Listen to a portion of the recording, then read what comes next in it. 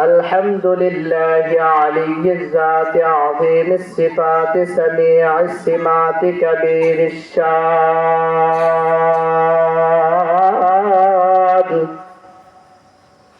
جليل القدر رفيع الذكر مطاع الأمر جليل البرهان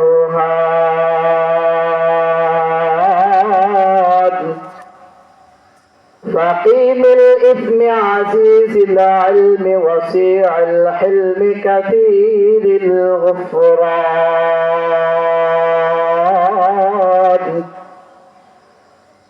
جميل الثناء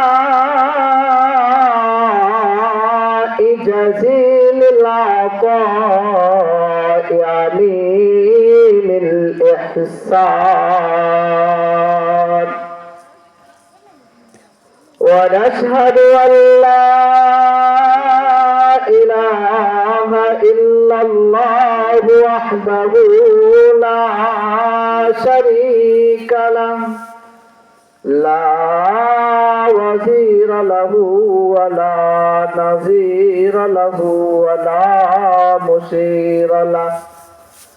ولا مشير له ولا معين له ولا شبه له ولا سبيل له ولا ضد له ولا ند له ولا حد له ولا بداية له ولا نهاية له ونشهد أن سيدنا وسندنا وطبيبنا وطبيب بالله من الشيطان الرجيم بسم الله الرحمن الرحيم يا أيها الذين آمنوا اتقوا الله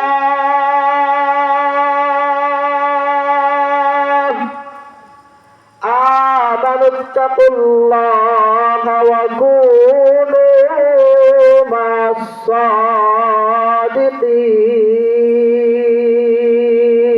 الصادقين وقال رسول الله صلى الله عليه وسلم ونحن على ذلك من الشاهدين والشاكرين والحمد لله رب العالمين اے خاصان رسول اے خاصان رسول وقت دعا ہے امت پہ تیرے آتے عجیب وقت بھرا ہے جو دین باری شان سے نکلا وطن سے جو دین باری شان سے نکلا وطن سے پردیس میں ہوا آج بڑی پردیس میں ہوا آج بڑی بلبل روا ہے আসছে পথে আধার নেমে আসছে পথে আধার নেমে তাই বলে কি রইবি থেমে বারে বারে জ্বলছে বাতি বারে বারে জ্বলছে বাতি হয়তো বাতি জ্বলবে না তাই বলে তো ভুরের মতো থাকলে বসে চলবে না আলহামদুলিল্লাহ সমস্ত প্রশংসা তার সেই মহান রব্বুল আলামিনের যে আল্লাহ রব্বুল আলামিন আপনাকে আমাকে দুনিয়ার সমস্ত ফিতনা ফাসাদ আর বালা মুসিবত থেকে হেফাজত করে যিনি একটি মজলিসে আসার এবং বসার তৌফিক দান করেছেন, এজন্য আল্লাহ পাকের দরবারে লাখ কোটি শুকরিয়া আদায় করে সবাই বলে আলহামদুলিল্লাহ। অতঃপর লাখ কোটি দরুদ সালামের হাদিয়া বর্ষিত সেই মহান মানব মুক্তিযোদ্ধা সাইয়্যিদুল কাউনাইন খাতামুন নবিয়্যিন রাহমাতুল লিল আলামিনের উপর সবাই বলে সাল্লাল্লাহু আলাইহি ওয়াসাল্লাম। প্রথমে আল্লাহ তাআলার দরবারে শুকরিয়া আদায় করলাম, কারণ দুনিয়ার মধ্যে অনেক মুসলমান আছে যাদের কাছে এই মাহফিলের দাওয়াত পৌঁছেছে, এমনকি তারা মাহফিলের উদ্দেশ্যে এই শাহপাড়াও এসেছে, কিন্তু কপাল পোড়া চার স্থলে আড্ডা দিতেছে, মেহমানদেরকে নিয়ে আড্ডা দিতেছে, এই জান্নাতি সামনে আনার নিচে আসা বসার তৌফিক হয় নাই। তো আল্লাহ তাআলা আমাকে আপনাকে নিয়ে এসেছেন, এটা আল্লাহ পাকের বড় একটা নিয়ামত। এমন একটা ফিতনার জামানা এখন, পুরা বিশ্বের দিকে তাকাইলে দেখা যাবে ফিলিস্তিনে মুসলমান মার খাইতেছে, মুসলমানদের কলিজা প্রথম কেবলা মসজিদুল আকসাকে নিয়ে মুসলমানেরা রক্ত ঝরাইতেছে। আরাকানে মুসলমানেরা শুধু কালেমা পড়েছে, তাই তাদের ঘর ছাড়তে হয়েছে, বাড়ি ছাড়তে হয়েছে, এমনকি তাদের জীবনও দিয়ে দিতে হয়েছে।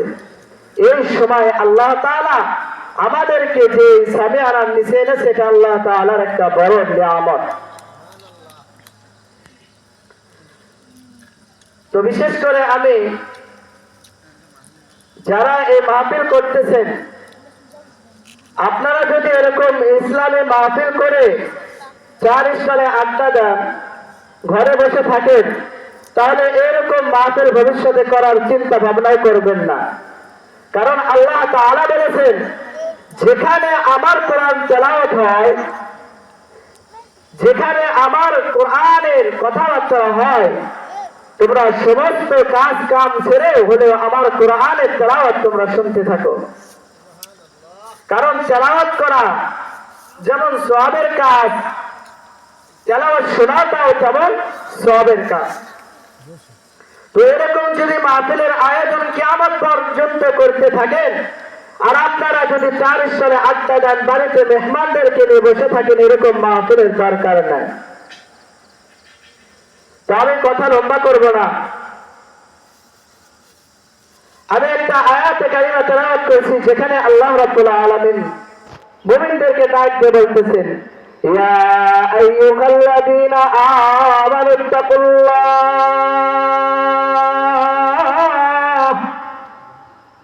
হে ইমানদারগণ, ইত্তাকুল্লাহ, তোমরা আল্লাহকে ভয় করো, ওয়া কুনু মাস-সাদিকিন,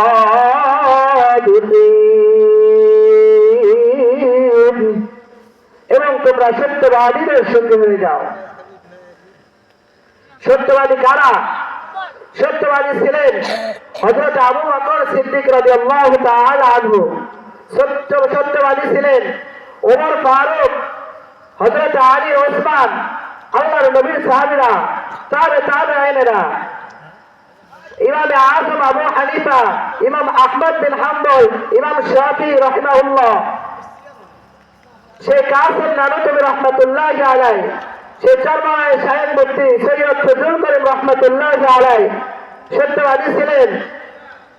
মুফতি ইব্রাহিম খন্দকার রাহমাতুল্লাহি আলাইহি। তো ইনারা নাই, তাহলে আমরা কাদের অনুসরণ করব? মানে ওয়াকুনু মা'আস-সাদিকিন, তোমরা সত্যবাদীদের অনুসরণ করো। সত্যবাদী হলো যারা আমি আল্লাহকে ভয় করে, যারা আমি আল্লাহর পথে থাকে। তাহলে ফায়দা কি হবে? আল্লাহ রাসূল বলেন, আল মারউ মা'a মান আহাব্বা, যার সঙ্গে যার মহব্বত, আল মারউ মা'a মান আহাব্বা, তুমি যার অনুসরণ করবা, যাকে ভালোবাসবা, কিয়ামতের ময়দানে তুমি রোজ হাসরে আল মারউ মান আহাব্বা, তুমি তার সঙ্গে হাজির হয়ে যাবা, তার সঙ্গে উঠে যাবা। তো আপনি আর আমি যদি সত্যবাদীদের অনুসরণ করি, সত্যবাদীদের পথে থাকি, তাহলে কি আমাদের দিন আপনার আমার হাসর হবে সেই মুফতি ইব্রাহিম খন্দকার রাহমাতুল্লাহি আলাইহির সাথে সেই হাসর হবে সরমানায় সাহেবের সাথে, সেই কাসেম নানুতুল রহমাতুল্লাহ আলাইহির সাথে, সেই আবু বকর সিদ্দিক রাদিয়াল্লাহু তাআলা আনহুর সঙ্গে। আল্লাহ রাসূল সাল্লাল্লাহু আলাইহি ওয়াসাল্লাম আরাফার ময়দানে ভাষণ দিতেছেন সোয়ালক্ষ সাহাবীদেরকে নিয়ে। এমন সময় জিবরাইল আলাইহিস সালাম রাসূল সাল্লাল্লাহু আলাইহি সাল্লাম এর উপর আয়াত নাযিল করলেন, আল ইয়াউমা আকমালতু লাকুম দীনাকুম ওয়া আতমামতু আলাইকুম নি'মাতি ওয়া রাদিতু লাকুমুল ইসলাম দীনা। আল্লাহ নবী সাহাবায়ে কেরামদের মাঝে জানায়া দিলেন, হে সাহাবীরা, আজ থেকে দ্বীন ইসলাম পরিপূর্ণ হয়ে গেছে। শুধু তাই নয়, ওয়া আতমামতু আলাইকুম নি'মাতি, আল্লাহ তাআলার সমস্ত নিয়ামত পরিপূর্ণ হয়ে গেছে। আরেকটা সুসংবাদ হলো ওয়া রাদিতু লাকুমুল ইসলাম দীনা, এই দ্বীন ইসলাম যার জন্য তোমরা এত কষ্ট করেছো, এত ত্যাগ করেছো, সেই দ্বীন ইসলামের উপর আল্লাহ তাআলা খুশি হয়ে গেছে। কিতাবের মধ্যে রাখে আল্লাহর নবী সাহাবা কেরামের মাঝে যখন এই আয়াতটা বলে দিলেন, সোয়ালক্ষ সাহাবী সবাই আনন্দে আত্মহারা হয়ে গেল। একজন আরেকজনের সঙ্গে জড়াজড়ি করতেছে, কারণ এটা তো সেই দিন, এটা তো সেই ইসলাম, যে ইসলামের জন্য নিজের দেশ ছাড়তে হয়েছে, নিজের ঘর ছাড়ছে, বাড়ি ছাড়ছে, মাকে ছাড়ছে, বাবাকে ছাড়ছে, ভাইকে ছাড়ছে, বন্ধুকে ছাড়ছে, সব কিছু ছেড়ে ইসলামের জন্য নিজেকে উৎসর্গ করে দিয়েছে। সাহাবায়ে কেরাম আনন্দ করতেছে, আল্লাহ নবী চেয়ে শুধু দেখতেছেন, সাহাবীরা এত আনন্দ করতেছে। এমন সময় নবীজি বললেন, এ আমার সাহাবীরা, তোমরা সবাই আনন্দ করো, আমার আবু বকর কোথায়? আবু বকরকে তো দেখি না। তো সাহাবীরা দেখতেছে, আসলে তো আবু বকর কোথায়, যিনি পুরুষদের মাঝে সর্বপ্রথম ইসলাম গ্রহণ করেছে, তার তো আরো বড় খুশি হওয়ার কথা। তাকে দেখতেছে আবু বকরকে পাওয়া যায় না। তালাশ করতে করতে দেখে আরাফার ময়দানের এক কোনায় বসে বসে হযরত আবু বকর সিদ্দিক রাদিয়াল্লাহু তাআলা আনহু কান্না করতেছে। সাহাবীরা আবু বকরকে নিয়ে রাসূল সাল্লাল্লাহু আলাইহি সাল্লামের সামনে আনলেন। এমন সময় নবীজি আবু বকরের কান্না দেখে নবীজিও হাওয়াও করে কান্না শুরু করে দিয়েছে। সমস্ত সাহাবী অবাক, সবাই আনন্দ করলাম, এখন দেখি আবু বকর কাঁদে, নবীর কাঁদে, কারণ কি? সবাই আবু বকরকে বললেন, আপনি কেন কান্না করতেছেন? সিদ্দিক আকবর বলেন, হে সাহাবীরা, তোমরা কি বুঝছো আমি জানি না। যখন এই দ্বীন ইসলাম পরিপূর্ণ হয়ে গেছে আর আল্লাহ তাআলা এই ইসলামের উপর রাজি হয়ে গেছে, তার মানে আমি আবু বকর বুঝছি আল্লাহর নবী আমাদের মাঝে আর থাকবে না। নবী আমাদের থেকে বিদায় নিয়ে আল্লাহ পাকের বিদায় চলে যাবেন। কারণ নবী তো দ্বীন ইসলামকে প্রচার করার জন্য, মানুষের দ্বারে দ্বারে পৌঁছানোর জন্য, মানুষের ঘরে ঘরে পৌঁছানোর জন্য এসেছিল। যখন এই দ্বীন পরিপূর্ণ হয়ে গেছে, ইসলাম কায়েম মাকাম হয়ে গেছে, যখন এই ইসলামের পতাকা উড়ে গেছে, তার মানে আমি বুঝলাম আল্লাহর নবী আর আমাদের মাঝে থাকবে না। যখন এই কথা সিদ্দিক আকবর আবু বকর সিদ্দিক রাদিয়াল্লাহু তাআলা আনহু বলে দিলেন, মুহূর্তের মধ্যে সোয়ালক্ষ সাহাবায়ে কেরাম এতিমের মতো কান্না শুরু করে দিল।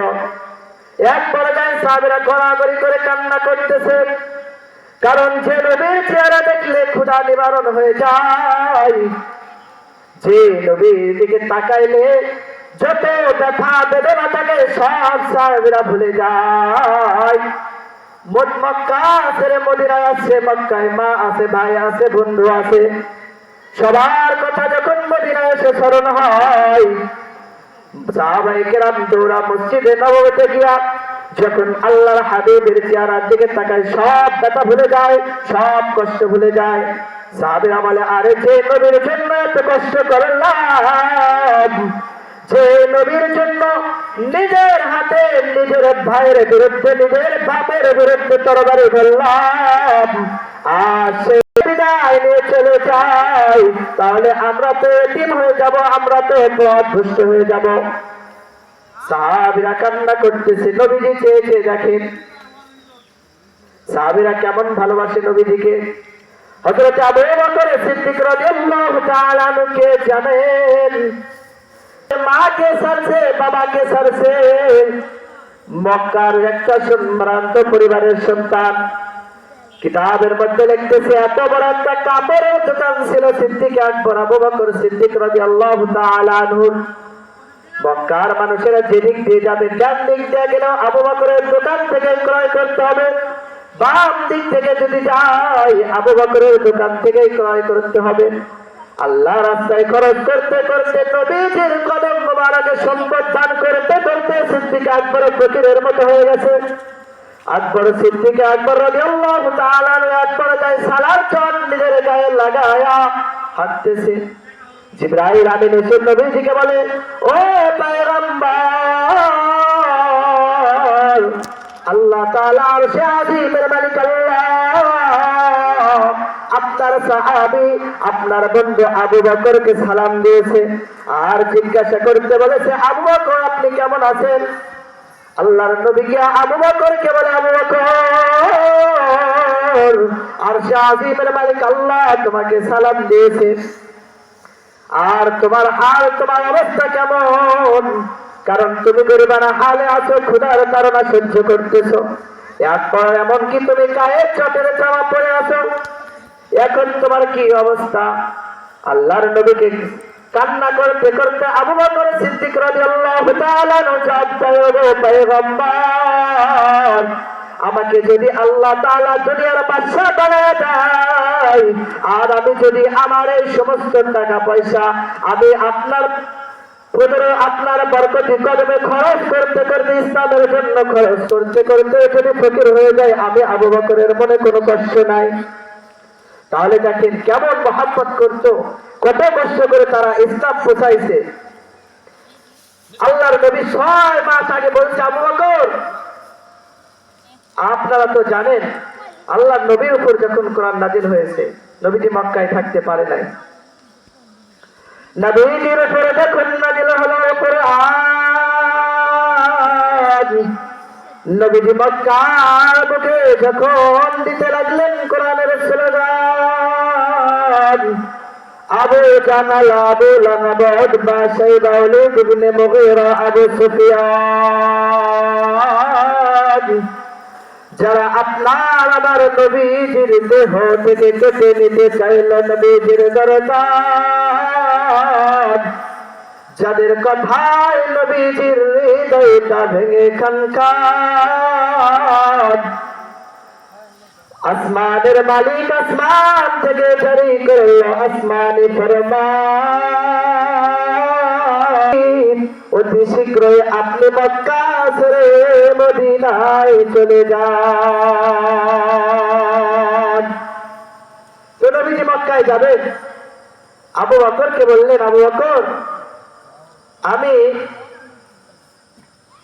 6 মাস আমি হয়তো বা মক্কায় মদিনায় হিজরত করব, আর এই হিজরতের সাথী হবে তুমি। তো আল্লাহ রাসূল সাল্লাল্লাহু আলাইহি ওয়াসাল্লাম এই কথা বলছেন। 6 মাস পর গিয়া আবু বকর সিদ্দিক রাদিয়াল্লাহু তাআলা আনহুর দরবারে দরজায় একবার ঠোকা দিছে, সঙ্গে সঙ্গে দরজা খুলে গেছে। আল্লাহর নবী অবাক, হে আবু বকর আপনি কি ঘুমান না? ঠোকা দেওয়া মাত্রই দরজাটা খুলে গেল, আপনি কি ঘুমান না? সিদ্দিক আকবর আবু বকর চোখের পানি ফেলে কাঁদতে কয়, ও নবী আপনি 6 মাস আগে বলছেন হিজরত করতে হবে, আর আপনার হিজরতে আমি আবু বকরের সঙ্গী হব। তাই আমি আবু বকর 6 মাস হয়ে যায় কোনদিন রাতের বেলা বিছানায় পিঠ লাগাই না, আপনার জন্য অপেক্ষা করি কখন এসে আপনি ডাক দিবেন। আর আমি আবু বকর যদি ঘুমায়া থাকি আল্লাহ তাআলা নারাজ হয়ে যাবে, আপনি রাসূল কষ্ট পাবেন। আল্লাহ রাসূল গভীর রাতে চলতেছেন, আবু বকর ছাড়া আর কেউ নাই। নবীজি তাকায় দেখতেছেন হযরত আবু বকর সিদ্দিক রাদিয়াল্লাহু তাআলা আনহু একবার ডানে যায়, একবার বামে যায়, একবার সামনে যায়, একবার পিছনে যায়। নবীজি ডাক দিয়ে বলে, আবু বকর এই রাতের বেলা কেউ নাই, এমন কেন করতেছো? একবার সামনে যাও, একবার পিছনে যাও, একবার ডানে যাও, একবার বামে যাও। এমন কেন চলতেছ? সিদ্দিক আকবর চোখের পানি ফেলে নবীজিকে ডাক দিয়ে বলে, ও পয়গম্বর, এই গভীর রাতে এই মরু রাস্তায় কেউ নাই, আমি আবু বকর আপনার সঙ্গে যাইতেছি। আমি আবু বকর যখন সামনে চলতেছি আমার ভয় হয় পিছন থেকে যদি কেউ আপনার গায়ে আঘাত করে। তখন আমি সামনে চলতে পারি না, আমি আবু বকর পিছনে চলে যাই। আবার যখন আমি পিছনে চলি মনে হয় ডান দিক থেকে যদি আপনার গায়ে কেউ আঘাত করে আমি আবু বকর সহ্য করতে পারবো না। আমি আবু বকর তখন ডান দিকে চলে আসি। ও পয়গম্বর, আমি আবু বকর জিন্দা থাকবো আর আপনার গায়ে একটা ফুলের টোকা লাগবে, একটা তীরের আঘাত করবে, আমি আবু বকর সহ্য করতে পারবো না। তাহলে দেখেন সাহাবীরা কেমন ভালোবেসেছে আল্লাহ রাসূলকে, কত মহব্বত করেছে, কত কুরবানি করেছে। যাই হোক, আমি কথা বলতেছি, আমি এই পাড়ার সন্তান, প্রতি বছরের ন্যায় এবছরও বয়ান করতে উঠেছি।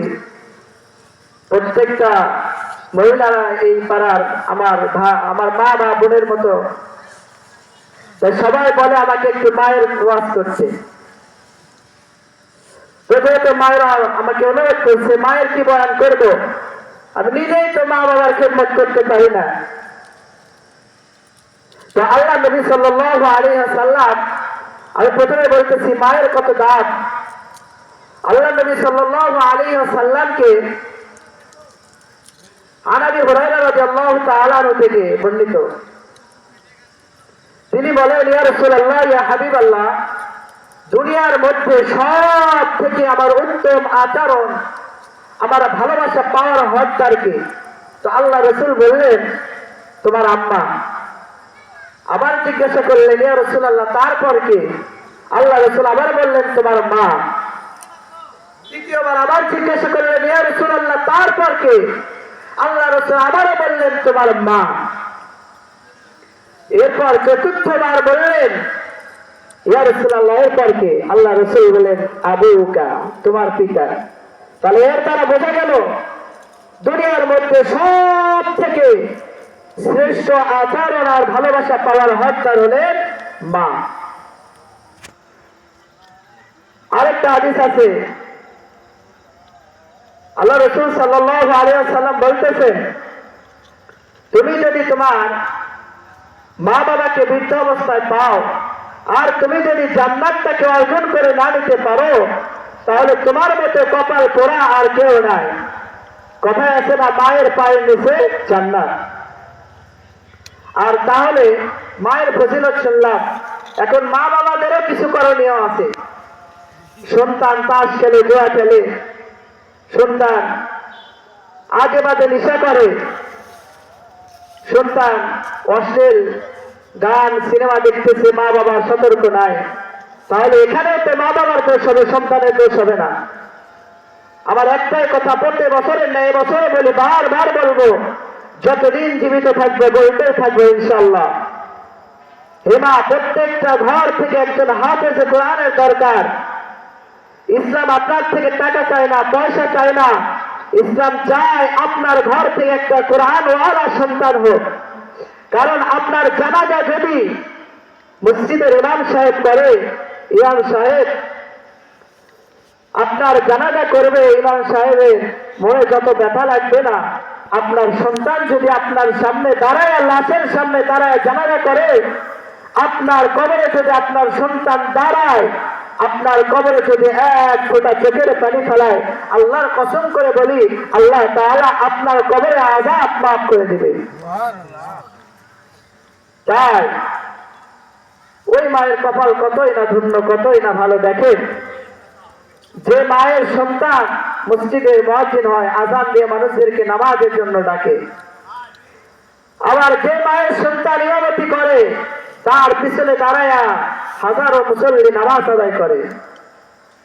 তাই বলবো, প্রত্যেকটা মা নিয়ত করেন, আপনি সন্তানদেরকে আলেম বানাতে পারেন না, আপনার নাতিকে বানাবেন। প্রত্যেক মায়ের একটা প্রতিজ্ঞা করতে হবে, একজন কোরআনওয়ালা সন্তান বানাতে হবে। আমি একটা ঘটনা শুনে শেষ করে দেব, সময় সংক্ষিপ্ত। একজন মহিলা, তার 4টা সন্তান আছে, অনেক সম্পদশালী ছিল, কিন্তু তার স্বামী ক্যান্সার রোগে আক্রান্ত হওয়ার কারণে তার চিকিৎসা করতে করতে করতে এক পর্যায়ে সমস্ত সম্পদ শেষ হয়ে যায়। এদিকে ওই স্বামীটা দুনিয়ার থেকে বিদায় নিয়ে চলে যায়। স্বামী মৃত্যুবরণ করার আগে স্ত্রীকে ডাকতে বলতেছে, স্ত্রী, আমি তোমার কাছে কিছু চাইবো না, তোমার কাছে টাকা পয়সাও চাই না, তবে তোমার কাছে আমি 4টা সন্তান রেখে গেলাম, আমি চাই তুমি আমার 4 ছেলেকে কোরআনের হাফেজ বানাবে। তো স্বামী মারা গেছে, স্ত্রী এবার স্বামীর ওসিয়ত অনুযায়ী সন্তানদেরকে মাদ্রাসায় ভর্তি করে দিয়েছে। তো মাদ্রাসায় ভর্তি করে দিলেই তো চলবে না, খরচ আছে। এখন মা অন্যের বাড়িতে কাজ করে করে, কারো বাড়িতে কাপড় ধুয়ে দেয়, কারো বাড়িতে থালা বাসন ধুয়ে দেয়, কারো বাড়িতে পানি ধোয়া সন্তানদের 1 টাকা 2 টাকা যা হয় মাদ্রাসায় পাঠায় দেয়, সন্তানের লেখাপড়া করতেছে। এক পর্যায়ে 4 ছেলে হাফেজ হয়ে যায়। এদিকে মাও বৃদ্ধ হইতে হইতে এক পর্যায়ে মা অনেক অসুস্থ হয়ে গেছে। সন্তানদেরকে জরুরি খবর দেওয়া হলো। সন্তানেরা এসে দেখতেছে মা একটা ছিন্ন ছিঁড়া জামা পরে, ছিঁড়া শাড়ি পরে একটা চটের বিছানার উপরে মা শুয়ে আছে, অনেক অসুস্থ, ওষুধ কিনে খাওয়ার মতো টাকাও নাই। এবার 4 হাফেজ কোরআন সন্তান মায়ের 4 পাশে বসে বসে ডাক দিয়ে মাকে বলতেছে, মা তোমার কি অবস্থা, কেন কান্না করতেছো? মা সন্তান বড় ছেলেকে ডাক দিয়ে বলতেছে, কলিজার টুকরা সন্তান, তুমি আমার মাথার পাশে বসে বসে সূরা ইয়াসিন তেলাওয়াত করো। ছোট সন্তান মায়ের মাথার কাছে বসে বসে সূরা ইয়াসিন তেলাওয়াত করতেছে। কিছুক্ষণ পর তাকায় দেখতেছে মায়ের চোখ দ্বারা দরদর করে পানি পড়ে। বড় ছেলে ডাকতে বলে, মা আপনি কেন কান্না করতেছেন, আপনার কি কোনো কষ্ট হইতেছে? মা চোখের পানি ফেলে ডাকতে বলে, আজ আমার কোনো কষ্ট হইতেছে না, কারণ আমার হাতের দিকে তাকায় দেখো, অন্যের বাড়িতে কাজ করতে করতে, অন্যের বাড়ির কাপড় ধুইতে ধুইতে, অন্যের বাড়ির থালা বাসন মাইজা দিতে দিতে, অন্যের বাড়ির কলস বইতে বইতে আমি মায়ের হাত খসকা পড়ে গেছে। তাকে দেখো আমার গায়ে কোনোদিন নতুন জামা উঠে নাই, একদিন খাইছি 2 দিন না খেয়ে থাকছি, আজ আমার মনে কোনো কষ্ট নাই রে কলিজার টুকরা সন্তান। কারণ কিয়ামতের কঠিন ময়দানে যখন এমপির মা, মন্ত্রীর মা, ডাক্তারের মা, ইঞ্জিনিয়ারের মা, মাস্টারের মা, সেনাবাহিনীর মা, বিজিবির মা, পাইলটের মা তাদের সন্তানকে নিয়ে কিয়ামতের ময়দানে দাঁড়াবে, আমি আশা রাখি কঠিন কিয়ামতের ময়দানে যেদিন মা সন্তানকে চিনবে না, ভাই ভাইকে চিনবে না, বন্ধু বন্ধুকে চিনবে না, সন্তান মাকে মা বলে পরিচয় দিবে না, আল্লাহ তাআলার কাছে আমি সেদিন আমি তোদের 4 জন কোরআনে হাফেজ সন্তানদেরকে নিয়ে আল্লাহ তাআলার সামনে দাঁড়িয়ে বলবো, আল্লাহ আপনার হুকুম আহকাম যা আদায় করেছি, কিন্তু অন্যের বাড়িতে কাজ কইরা নিজে না খাইয়া নিজে না পড়িয়া এই 4টা কোরআনের হাফেজ বানাইছি। আজকে যদি আপনি আমাকে ক্ষমা না করেন তাহলে আমার সমস্ত কষ্ট বৃথা যাবে। এবার মা দ্বিতীয় মেজর ছেলেকে ডাকতে বলতেছে, বাবা তুমি সূরা ওয়াকিয়া তেলাওয়াত করো। এরকম করে 4 সন্তান তেলাওয়াত করতেছে। মা তাকে দেখতেছে ছোট সন্তান, তার নাম হইতেছে আবু তালহা। আবু তালহা মায়ের পায়ের কাছে বসে হাও মাও করে কান্না করতেছে। মা আবু তালহাকে ডাক দিয়ে বলে, বাবা তুমি আমার কাছে আসো। মা ছোট সন্তানকে বুকের সঙ্গে ধরায় বড় সন্তানের হাতটা নিয়ে বলে, বাবা আমার এই সন্তান বাবার মুখ দেখে নাই, বাবা দুনিয়াতে আসার আগে বাবা বিদায় নিয়ে চলে গেছে অন্ধকার কবরে, আজকে আমি মা মনে হয় দুনিয়ার থেকে বিদায় নিয়ে চলে যাব, তবে তোর কাছে একটা আমানত রেখে গেলাম, তোদের কিয়ামতের ময়দানে কিন্তু আমি ছাড়বো না। তোদের কাছে আমানত দিলাম, আমার এই ছোট সন্তানটাকেও তোরা আলেম বানাবি, কোরআনের বড় দায়ী বানাবি। এরকম করতে করতে চার হাফেজ কোরআনের মা কাঁদছে, বলে এই সাইড দাও, সাইড দাও। আমি দেখতেছি সাদা পাগড়ি পরিয়া, সাদা চুম্পা গায়ে দিয়ে কে যেন আসতেছে, সাইড দাও, সাইড দাও। এমন সবাই তাকায় দেখতেছে, মা কালেমা পড়তে পড়তে দুনিয়া থেকে বিদায় নিয়ে চলে গেছে। চার সন্তান, কলিজার টুকরা সন্তান, হাফেজ কোরআন, মায়ের ডানে বামে বসে বসে মায়ের সামনে কোরআন তেলাওয়াত করতে করতে মা দুনিয়ার থেকে বিদায় নিয়ে চলে গেল। ও সাফারার মা, তোমার মনটা কি চায় না তুমি মারা যাওয়ার পর তোমার সন্তান তোমার জন্য দোয়া করবে? তোমার কবরের পাশে দাঁড়ায়া তোমার সন্তান চোখে পানি ফেলে আল্লাহকে বলবে, রব্বির হামহুমা কামা রাব্বায়ানি সগীরা। এবার মায়ের জানাজা, বিশাল একটা ময়দানে মায়ের জানাজা হবে। এলাকার সমস্ত মানুষ আসতেছে, একজন আরেকজনকে ডাকতে বলতে, চলো একটা ভাগ্যবতী, একজন বড় ভাগ্যবতী মহিলা মারা গেছে, চার হাফেজের মা, চলো আমরা সবাই জানাজায় যাই, কারণ এর ওসিলায় হয়তো আল্লাহ তাআলা আমাদের জীবনের কিছু গুনাহ মাফ করে দিবে। এলাকার মানুষজন এসে মায়ের জানাজায় শরীক হয়েছে, একজন আরেকজনকে বলে তুমি জানাজা করো। এরকম করতে করতে বড় সন্তান যখন মায়ের জানাজা, মায়ের লাশের সামনে দাঁড়ায় গেছে, আল্লাহু আকবার বলে তাকবীর দিছে। যাওয়ার পর আধা ঘন্টা আর কোনো আওয়াজ নাই, বড় সন্তান ঠাস করে জমিনে পড়ে গেছে। এরপর দ্বিতীয় ছেলেটা দিয়া মায়ের জানাজা শেষ করছে। আলেম ওলামা ডাক দিয়ে বলে, এ বাবা তুমি কেন এমন করতেছো? জানাজা করা বাদ দিয়ে অজ্ঞান হয়ে পড়ে গেলা। বড় সন্তান চোখের পানি ফেলে ডাক দেয়, ও হুজুর আপনি তো জানেন না, আমি তাকে দেখছি দুনিয়ার কোনো মানুষ ওঠে নাই।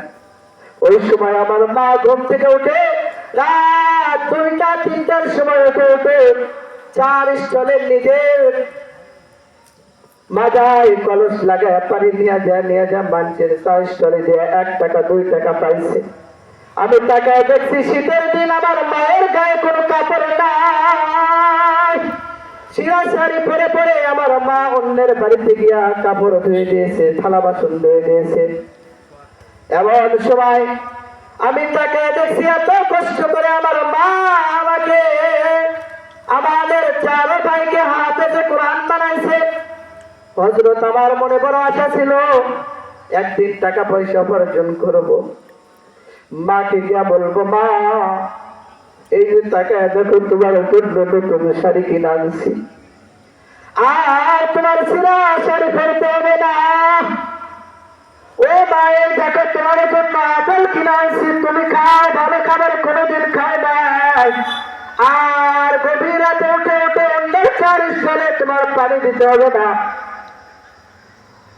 ও সাফারার যুবক ভাইরা, মনে অনেক আশা আছে, চাকরি করবার, টাকা উপার্জন করবার, মা বাবাকে ভালো খাবার খাওয়া, ভালো পড়াইবা, কিন্তু এমনও তো হইতে পারে তোমার মা দুনিয়া থেকে বিদায় নিয়ে চলে যাবে।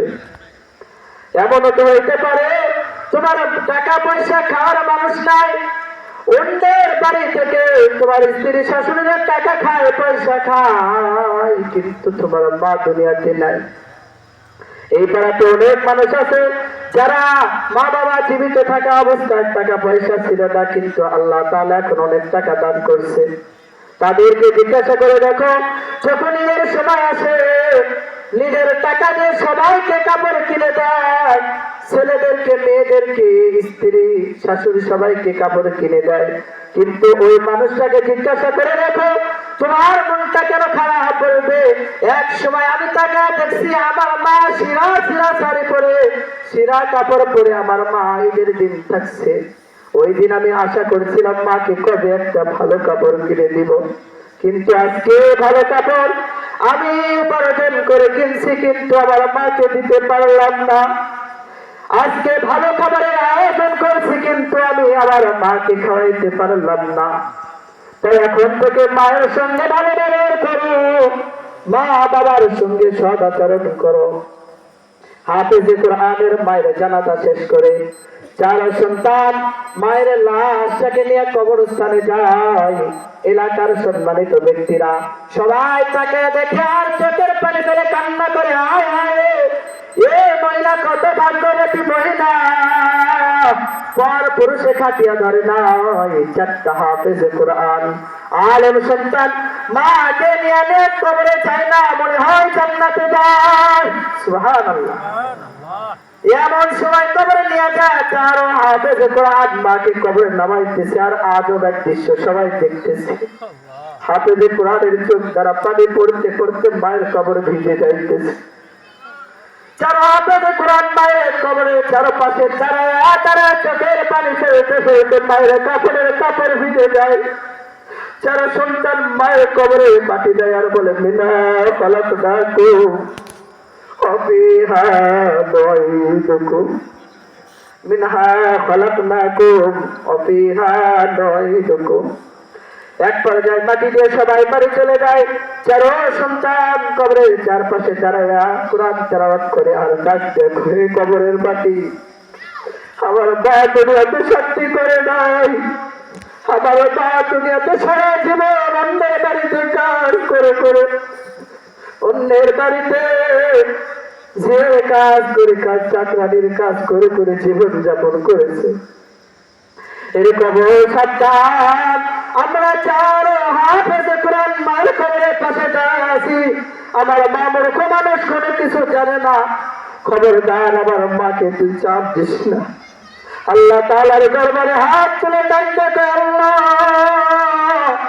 আমার মা কোনদিন ভালো খাবার খায় নাই, আমার মা কোনদিন ভালো জামা পরে নাই, আমার মা কষ্ট করে করে আমাদেরকে বড় করেছে, আজ আমাদেরকে কোরআনের হাফেজ বানাইছে। ওমর শাহিদের মালিক আল্লাহ, আপনার জালালিয়াতের কসম করে বলে আমার মায়ের কবরে আপনি শান্তি দিন না। কবরে মাটি দিয়ে সবাই রাতের বেলা ঘুমায় গেছে, চারো সন্তান ঘুমাইতেছে। বড় ছেলে তাহাজ্জুদ করার জন্য রাত 2টা-3টার দিকে জাগ্রত হইয়া দেখে পাশে ছোট সন্তানটা নাই, আবু তালহা নাই। বড় ভাই সবাইকে ডাকতে বলে, ওর ছোট ভাইটা কই গেছে দেখ, খুঁজে খুঁজে টর্চ লাইট দিয়ে দেখে কবরের পাশে হাউ মাউ করে কান্নার আওয়াজ আসতেছে। কবরে গিয়া দেখতেছে আবু তালহা সব থেকে ছোট ভাইটা 6 বছরের বাচ্চা মায়ের কবরে বসে বসে কান্না করতেছে, মা মা বলে ডাকতেছে।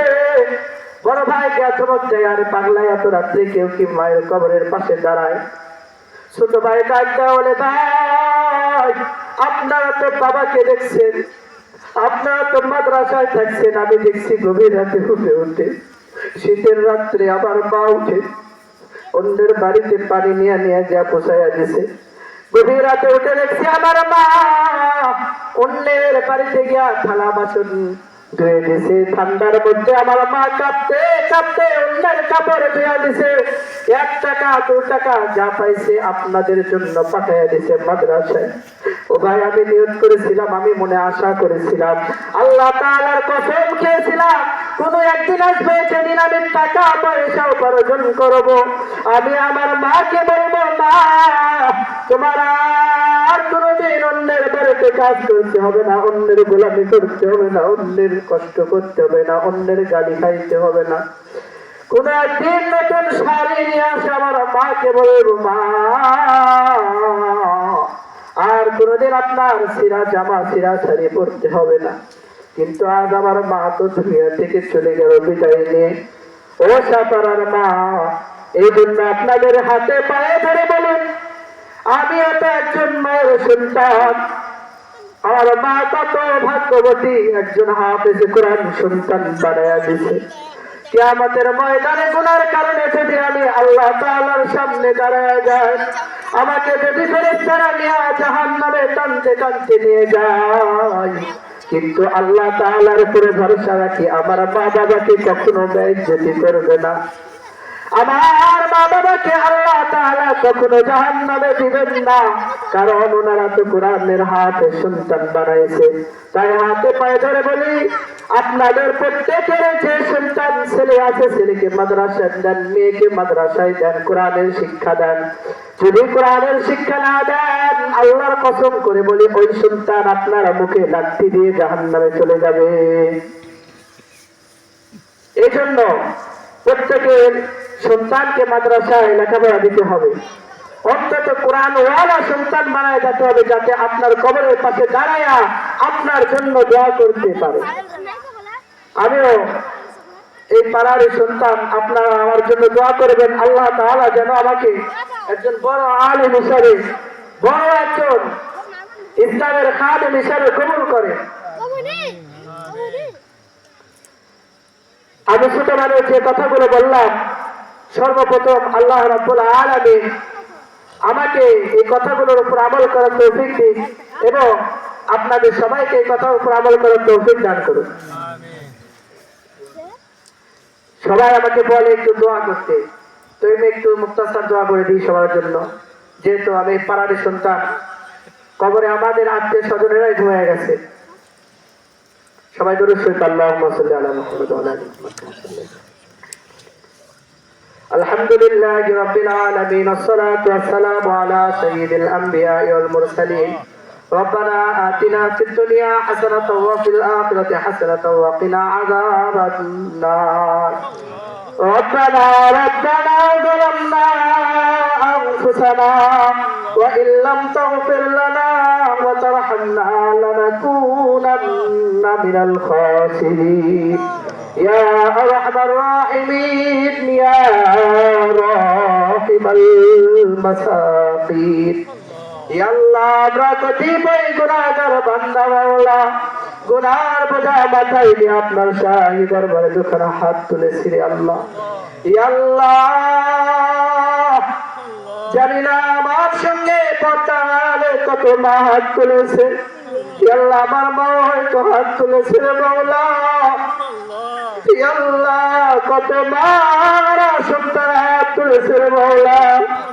ইয়া আল্লাহ, কত বাবা সন্তান হাত তুলেছে রে মাওলা।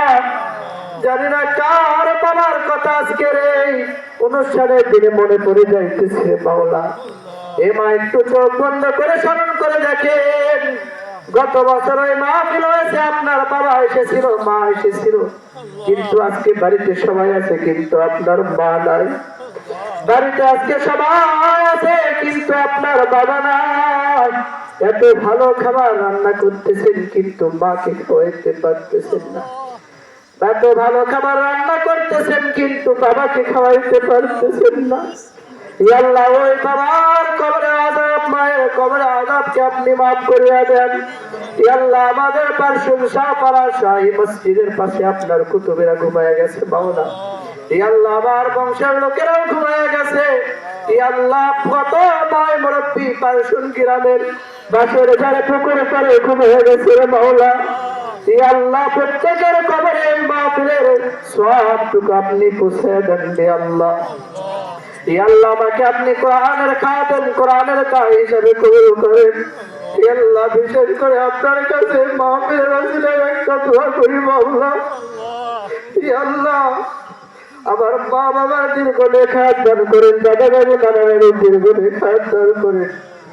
ইয়া আল্লাহ, আপনার কাছে একটা দরখাস্ত জানাই, আমার ভাই বোনকে আপনি সুস্থ রাখেন মাওলা। আল্লাহ, আমার বন্ধুকে আপনি সুস্থ রাখেন।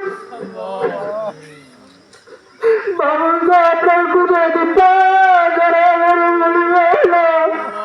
আমার ভাই বোন যারা আছে মাওলা, সবাইকে আপনি সুস্থ করে আল্লাহ, আপনার কোথায় পা ধরে ধরে বলি মাওলা। আল্লাহ, আপনার হাবিবের ওসিলায়, ইয়া আল্লাহ, মা ফাতেমার ওসিলায় আমার ভাই বোনদেরকে সুস্থ রাখেন। আপনার কাছে দরখাস্ত জানাই মাওলা, আপনার হাতে ইয়া আল্লাহ, আমার হঠাৎ অসুস্থ দিয়েন না রে মালিক। আল্লাহ এই দোয়াটা আপনার হাবিবের সিরাই কবুল করে নেন মাওলা। আল্লাহ দোয়াটা ফিরে দেন না আপনার পুত্র ইব্রাহিম খন্দকার রহমাতুল্লাহি আলাইহি রসিলাই কবুল করে নেন মাওলা। এই মসজিদের বুজুর্গদের রসিলাই কবুল করে নেন মাওলা।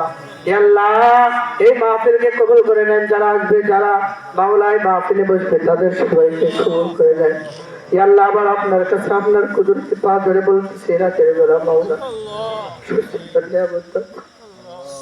আল্লাহ অনেকের মা মারা গেছে মাওলা, অনেক মহিলার দোয়া চাইছে মাওলা, অনেক মহিলার আম্মা মারা গেছে মাওলা, অনেক মহিলার আব্বা মারা গেছে মাওলা, তাদের কবরকে জান্নাতের বাগান বানায় দেন মাওলা।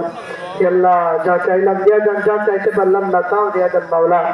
আল্লাহ বিশেষ করে আমার মোনাজাতটুকু আপনার হাবিবের ছেলে কবুল করে নেন মাওলা। কলিজাটা ফেটে যাইতেছে মাওলা, আপনি আমার অন্তরের দোয়াটা কবুল আর মঞ্জুর করে নেন মাওলা। আল্লাহ আমাকে আপনি বুঝছেন না, আপনার কাছে কোনো অভিযোগ নাই মাওলা। আপনার ইজ্জত জানালে এটা অভিযোগ করে বলতেছি মাওলা। আমার বোন দেন নাই আমাকে একটা বোন দেন নাই, আমার কোনো অভিযোগ চাই তুমি আমার বোনকে